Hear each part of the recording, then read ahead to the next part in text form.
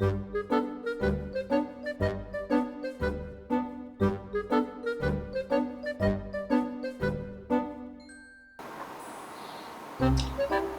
alarm. Get home late at night in true tired mode. Breeze into the house, tap in the wrong code.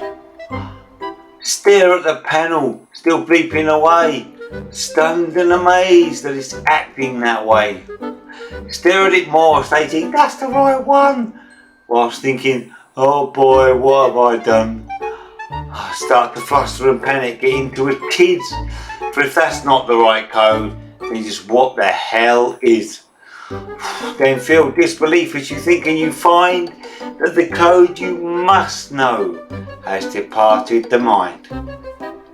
And then oh no, bells galore, both inside the house and outside the door. Then with desperate expression all over the face, start banging in numbers all over the place. Call the 24-hour line, get the engineers. My word, all this noise is just hell on the ears. All of the neighbours now desperate for peace. Then a knock at the door. Hooray, it's the police. Good evening, sir, who's the owner? That's me. I've forgotten my code, here's some ID. And they really are helpful. They do their bit. But you know they're just thinking, my word, what a twit. And with the engineer guiding, well what do you know, 45 minutes later, it's the end of the show. The code gets remembered.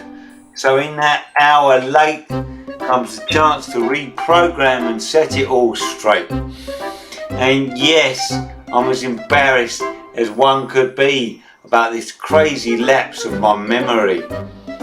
But after all that panic and all that strife, all one can say is, I guess that's just life. And I know it protects me from theft and from harm, but how I love and I hate my house alarm.